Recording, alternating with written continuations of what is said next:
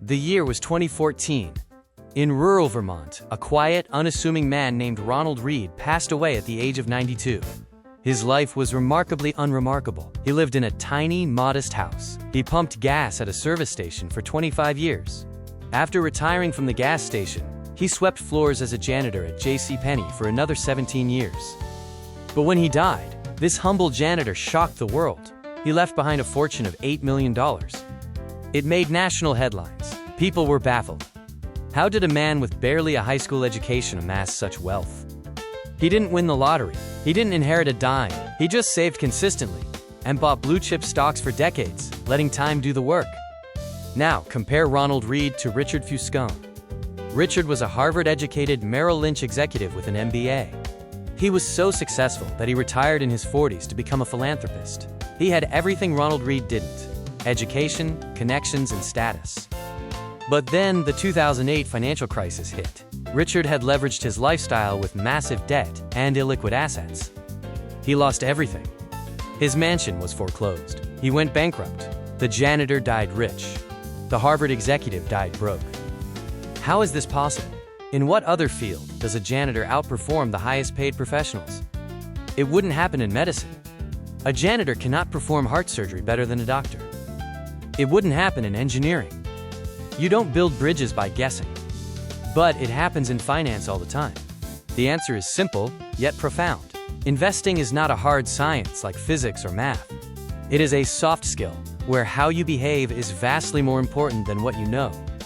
Today, we dive deep into the psychology of money, why smart people do stupid things, and how you can avoid their fate. Lesson 1. No one is crazy. We all make financial decisions based on our own unique experiences, not just spreadsheets. Your personal experience with money makes up maybe 0.00001% of what's happened in the world. But it constitutes about 80% of how you think the world works. We are all prisoners of our own history. Imagine someone born in 1970. The stock market went up tenfold during their prime earning years. To them, stocks are a powerful wealth-generating machine. They feel safe investing. Now imagine someone born in 1950. During their prime years, the market went nowhere for 2 decades. To them, stocks are a dangerous gamble that eats your savings. Both are right, based on their own lives. We judge the poor for buying lottery tickets, but we don't understand their desperation. You cannot understand someone else's fear or greed until you have walked in their shoes. Lesson 2. Luck and risk are siblings. They are the same force, just moving in opposite directions. We love to attribute success to hard work and intelligence, but we underestimate the massive role of luck. Bill Gates is brilliant, but in 1968, he was one of the only teenagers on Earth attending a school with a computer. That is 1 in a million luck. Without that specific Lakeside School computer, there is no Microsoft. Now consider his friend, Kent Evans. He was just as smart as Gates. They planned to conquer the world together. But Kent died in a mountaineering accident before high school graduation. That is the other side of luck: risk. Same intelligence, same drive, totally different outcomes. One became the richest man, the other never got the chance. Be careful who you praise, and be careful who you judge. The line between bold and reckless is thinner than you think. Lesson 3. Never enough. The hardest financial skill is getting the goalpost to stop moving. Let's talk about Rajat Gupta. In 2008, he was worth $100 million.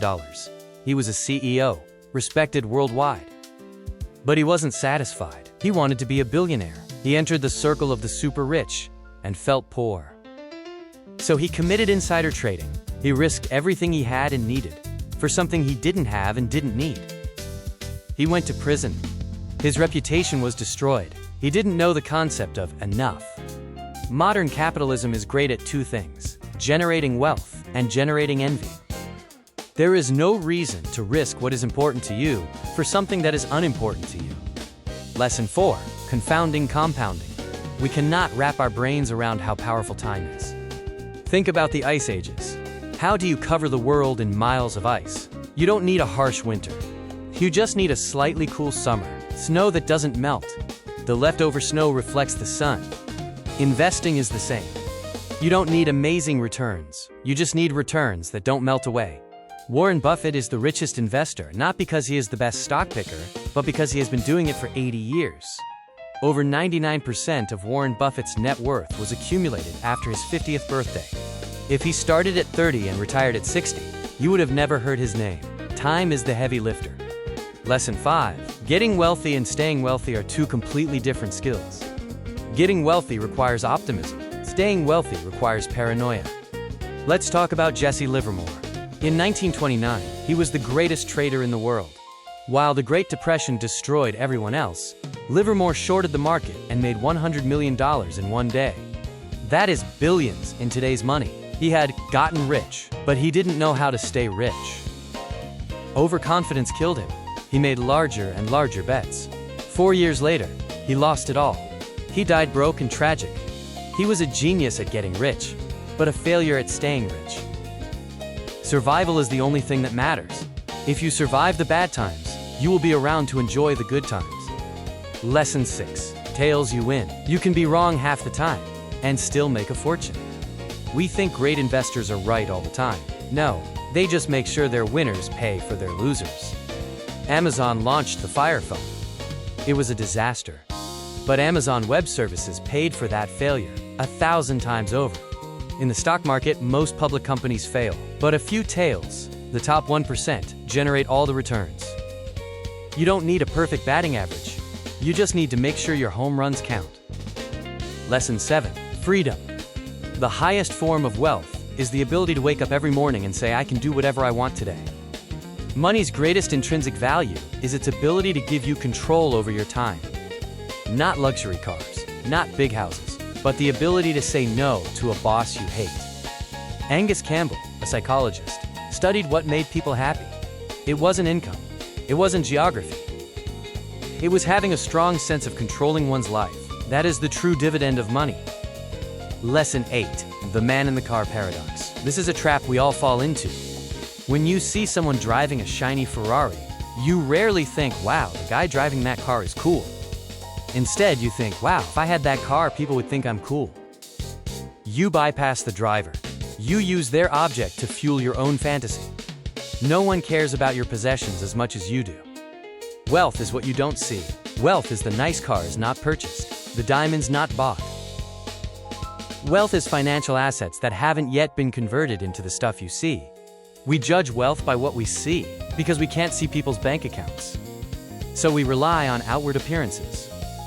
But spending money to show people how much money you have is the fastest way to have less money. Lesson 9. Save money.